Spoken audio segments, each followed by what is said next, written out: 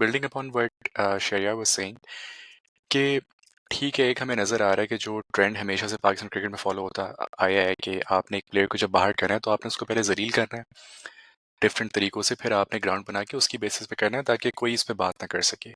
So to me it appears के the onus is now on Babar Azam to make sure कि वो इतना perform करे आगे जाकर, वो रन्स करे जितना हो सके कि किसी को मौका ही ना मिले, but that adds even more pressure on him. पहले तो कप्तानी का था ना खाली, अब तो फिर ये भी है कि यार मुझे जगह पक्की करनी है, मुझे पॉइंट प्रूफ करना है.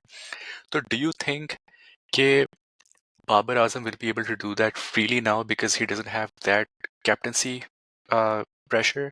उसको बस ये है कि यार मैं एज अ प्लेयर खेलूं और मुझे पता है कि मैंने अपनी जगह इस टीम में बनानी है अपनी परफॉर्मेंस की बेस पे. ये अलग बात है कि हमारे जैसे शरीर आप बता रहे थे कि मोहम्मद हफीज़ बैठ के बातें करेंगे पावर प्ले में इस तरह खेलना चाहिए. बंदा पूछे यार आप, मतलब यार आपके मुंह से, वो तो वही बात है ना कि इन सबके मुंह से बातें कहाँ अच्छी लगती हैं. इनकी पावर प्ले में अपनी पावर फारिग हुई थी, मेरे मुंह से कोई गलत वर्ड निकलने वाला था वैसे. तो शायद आप बताएं कि आपके क्या थॉट्स है इस बारे में. मजे की बात है, एक और एक चीज जवाब देने से पहले एक और चीज बता दूं कि कुछ ऐसे भी प्लेयर हैं जो जैसे शाहिद अफरीदी कहते हैं ना कि यार आराम से खेलना चाहिए था. मेरे मुंह से लगता है मैं भूल नहीं, तूने कब आफरीदी खेला? आराम से खेलना चाहिए, मिसबाह स्ट्राइक रेट ऊपर करना चाहिए. शोएब मलिक बता रहे होते कि ये फुटवर्क यूज फास्ट करके बॉलर कैसे की खेलना है. तरह मतलब खेला. मतलब यार हम भी अपना ओ. इस तरह ना हम भी अपने कोचिंग सेंटर बना सकते हैं वैसे. तो खैर, आई डोंट थिंक सो यार. बाबर आजम क्या ऑलमोस्ट 8 साल से खेल रहा है. उसमें सिर्फ उसने आधा कैरियर उसने अपना कप्तानी की है ना. Apart from that he's been consistent throughout those 8 years. I think उसका बैड पैच जो स्टार्ट हुआ था वो bad not bad patch I would say, but जो थोड़ा सा डाउन ट्रेंड उसके स्कोरिंग में आया था वो कैप्टेंसी के दौरान ही आया था. हम अब ये वही बात है ना कि हम लोग मानने को तैयार नहीं होते हैं कि यार captaincy captaincy does have an effect on Of players' course. performance. Um, for some players, it's in the positive direction. For some players, it's in the negative direction. अब जैसे कि um, if, अब ऑस्ट्रेलिया अगर जब जाएंगे ये लोग,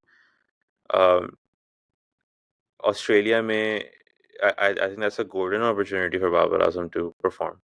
क्योंकि अभी इस वक्त आपकी टेस्ट टीम में बाबर आजम के अलावा कोई ऐसा बैट्समैन नहीं है जिस पे आप बोल सकें कि यार ये लड़का आपको एटलीस्ट 50 रन तो मार के देगा ही देगा. यार आप बैटर को छोड़ें, आप अगर पूरी टीम को कलेक्टिवली भी देखें तो आई कैन गारंटी यू कि लोग वहां आएंगे इसे बाबर को बैट करने देखने. Exactly exactly. आप बाबर आजम ने अपने लास्ट वाले ऑस्ट्रेलिया टूर पे ही परफॉर्म वेरी वेल. और it's it it shouldn't be in anyone's mind कि यार बाबर आजम परफॉर्म नहीं कर पाएगा. बाबर आजम क्यों नहीं परफॉर्म कर पाएगा? बाबर आजम कोई मतलब भाई वो उसके उसके 50 से ऊपर की एवरेज है उसकी. उसने उसकी 60 मतलब he's above and beyond वो above and beyond the league of our current batsmen. हमारी अभी टेस्ट टीम में क्या कहते हैं, कौन ऐसा बैट्समैन है जिसकी 50 से ऊपर की एवरेज है? कोई भी नहीं है. कोई भी नहीं है. And before Babar Azam it was Younis Khan. Right. और Who यूनुस is, खान के and time you're talking the best test batter from Pakistan. Exactly Period. Yeah. Exactly.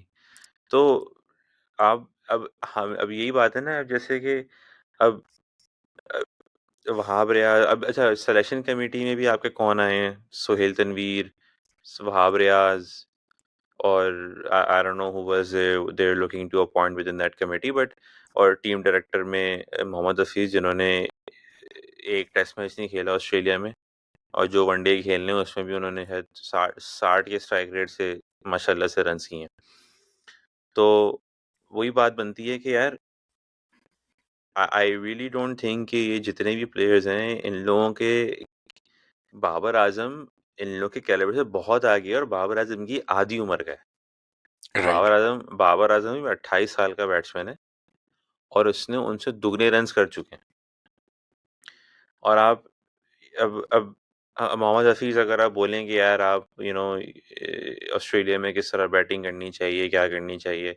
Oh and by the way, मैं एक बात ये बता दूं, जब अगर अगर तो खैर क्या, जब जब पाकिस्तान की परफॉर्मेंसेस आपके सामने आएंगी ऑस्ट्रेलियन टूर पे, which to be very honest I am not very hopeful कि पाकिस्तान को ये एक्स्ट्रॉर्डिनरी परफॉर्म करेगा ऑस्ट्रेलियन टेस्ट सीरीज में।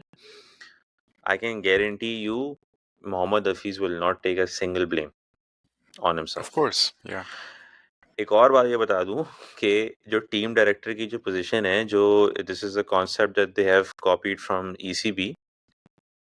अगर आप ईसीबी की वेबसाइट पर जाए ना, तो ईसीबी की वेबसाइट पे उन्होंने एक अपना अबाउट अस सेक्शन बनाया हुआ है, जो हर एक प्रेस्टीज ऑर्गेनाइजेशन का होता है।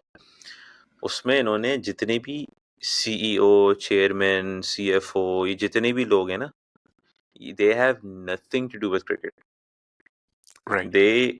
दे just run the business of cricket within England and within UK, कि भाई हमने हमारा कितना पैसा अंदर आया और हमें कितना पैसा लगाना है, और हमारा ओवरऑल गेम की ट्रेजेक्टरी कहाँ जा रही है।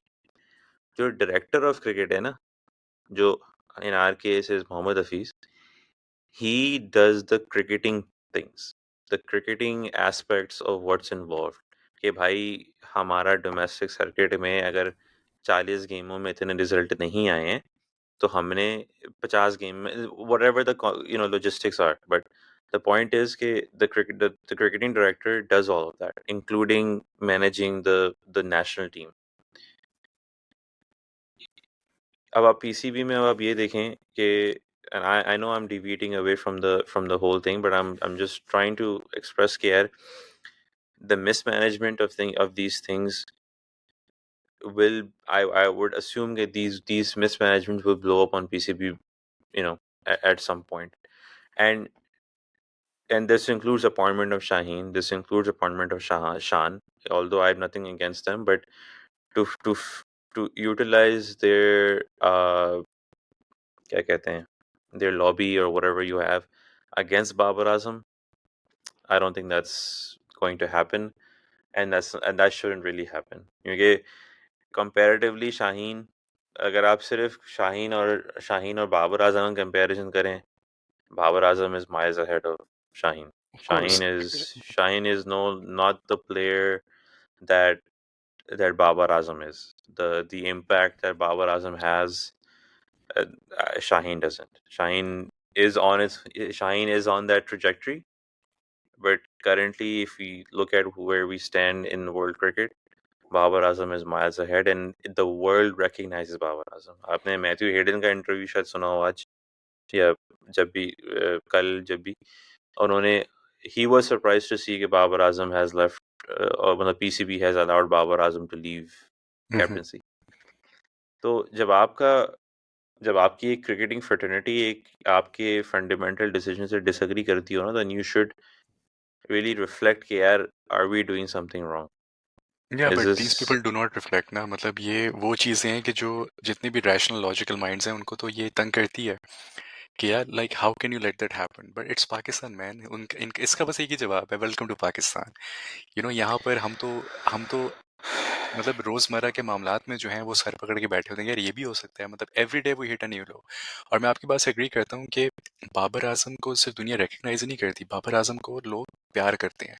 Let's face it, Babar Azam जब मतलब he probably has the same effect, I am not comparing the two players by the way, I am comparing the impact of two players. जो इंडिया में सचिन का इम्पैक्ट था क्राउड पे, let's face it, Babar Azam का वही impact crowd पे पाकिस्तान में है। When he comes into the ground to bat, people love him, cheer for him the way Indians used to do for Sachin. And when he gets out, people have the same effect. तो ये इतना बड़ा impact, जैसे शहरयार कह रहे थे ना कि जो टीम से वो बात, तो ये I agree I with think Ishan कि he I has to. think I will go one step ahead for Pakistan's term. I think जो लेवल शाहिद अफरीदी का था ना पाकिस्तान क्रिकेट में, in with regards to fans, I think अब उस मकाम पे बाबर आजम खड़ा हुआ है। मैं तो पर्सनली कहूँगा कि उससे भी आगे चला गया, बिकॉज शाहिद अफरीदी का ना एक एक अनस्टेबल फैक्टर था. Babar Azam gives a stability factor as well, जो कि हम यूज्ड टू नहीं है. So Hmm. People have tried to get used to it, तो वो एक प्यार में चीज कन्वर्ट हो गई है. And if Babar reestablishes himself as a batter starting this from this tour in Australia, then there is no stopping him. फिर ये जो है बहुत आगे जाएगा because people are standing behind him. To be एक और चीज़ हम लोगों ने नोटिस की होगी कि बैट्समैन की टिपिकली पीक स्टार्ट होती है व्हेन ही इज अराउंड 27-28. 30 के बाद, ये तो नोन फैक्ट है, हाँ 30 की एज के हाँ. बाद पीक तो स्टार्ट होती है अब आपकी. बाबर आजम उस पॉइंट पे आ गया है कि आई बिलीव कि you know the trajectory is looking up in Yeah, my opinion, and I hope कि वो करे, क्योंकि to be honest मैं सरफराज फैन हूँ. And I was not happy कि जब सरफराज अहमद को हटाया गया था, and I was very critical of Babar when he was made captain. But I understood कि यार जिसको 4 साल का कप्तान बनाया है आप, you give him time to grow and learn, and I never had issues with Babar the batsman, and I did call out Babar's captaincy flaws whatever, but I was never against the fact कि यार ये कप्तान नहीं होना चाहिए, क्योंकि यार given at this point in time he's our best player.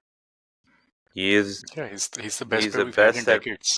Yeah, he's the best that Pakistan has to offer Yeah, at the moment, and he's the best to a point where the world acknowledges his presence. And if exactly. anyone's doubting that, then they really need to look in the mirror.